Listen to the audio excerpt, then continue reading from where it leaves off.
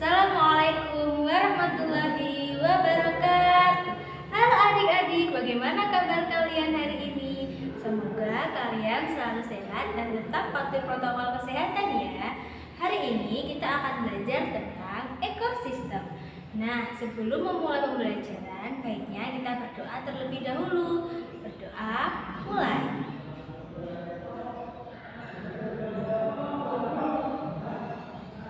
Selesai. Nah, ada pepatah mengatakan, tak kenal maka tak sayang. Nah, perkenankan kakak untuk memperkenalkan diri terlebih dahulu. Nama kakak Fatma Kristinawati dan kalian bisa manggil kakak Fatma. Nah, kali ini kita akan belajar tentang ekosistem ya. Kalian tahu gak sih apa itu ekosistem? Ekosistem merupakan suatu sistem yang terbentuk karena adanya hubungan timbal balik antara makhluk hidup dengan lingkungannya. Nah, dalam ekosistem itu ada dua komponen penting, yaitu komponen biotik dan komponen abiotik. Yaitu yang pertama adalah komponen biotik. Komponen biotik meliputi semua makhluk yang hidup di dalam ekosistem tersebut. Contohnya ada serangga, bunga, rumput, pohon, dan lain sebagainya. Dan yang kedua adalah komponen abiotik. Komponen abiotik meliputi benda tak hidup yang ada di dalam ekosistem dan terdiri atas fisik dan kondisi lingkungan. Contohnya ada air, tanah, cahaya, dan lain sebagainya. Nah, dua komponen tadi saling berinteraksi satu sama lainnya. Berdasarkan peranannya, komponen biotik dibagi menjadi tiga, yaitu yang pertama adalah produsen, yang kedua konsumen, dan yang ketiga adalah dekomposer.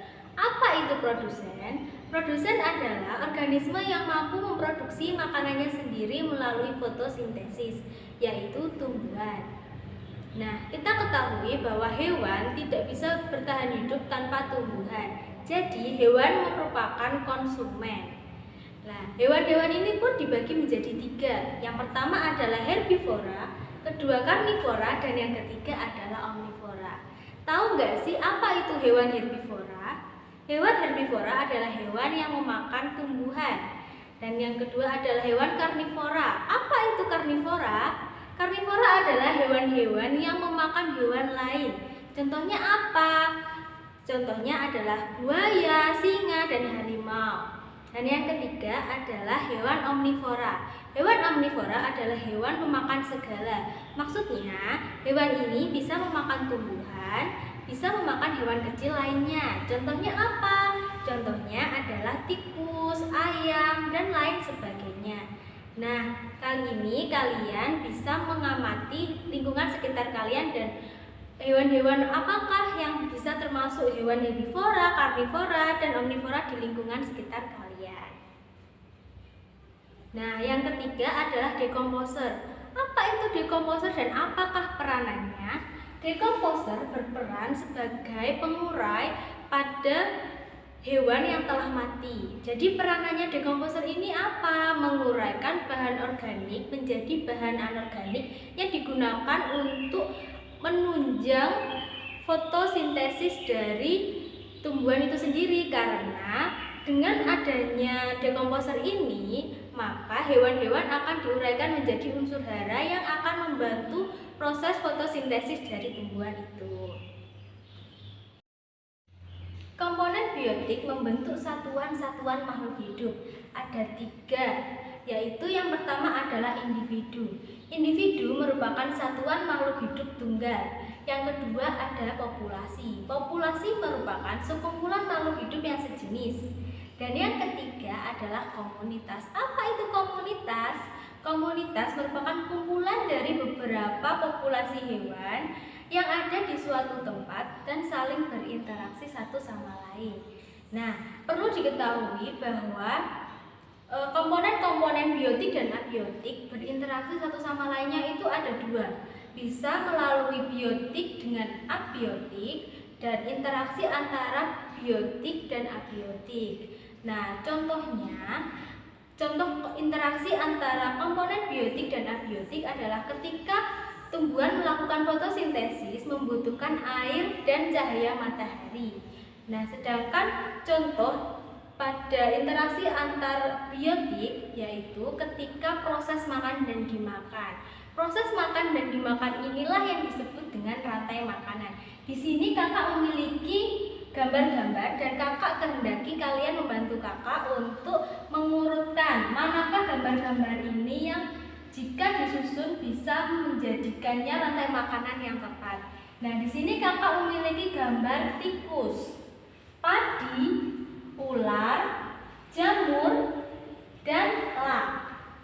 Nah, di sini kakak mempunyai gambar padi. Padi ini cocoknya ditaruh di mana ya? Karena padi mampu memasak makanannya sendiri, jadi padi masuk ke produsen. Kedua, ada konsumen tingkat pertama. Hewan manakah yang memakan padi? Apakah ular?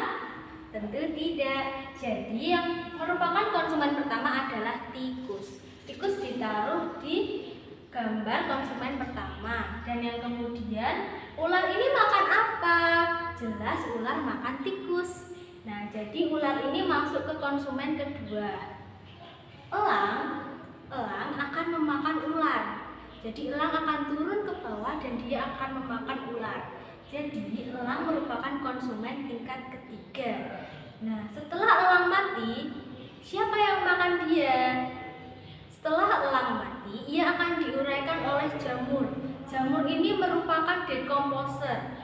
Nah, begitulah anak-anak, begitulah adik-adik, rantai makanan yang sudah kita susun. Nah, yang terakhir, bagaimana cara kalian untuk menjaga keseimbangan ekosistem? Nah, yang pertama, kalian bisa untuk tidak membuang sampah sembarangan. Yang kedua, jangan melakukan penggundulan hutan. Kalian harus mencoba untuk melakukan reboisasi dengan menanam tanaman-tanaman di halaman rumah kalian.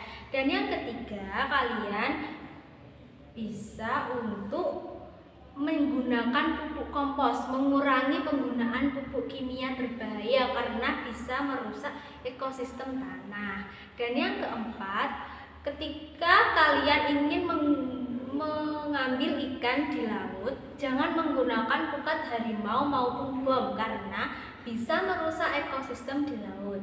Nah, sekian pembelajaran kita kali ini. Semoga materi kali ini bisa kalian terima dengan senang hati.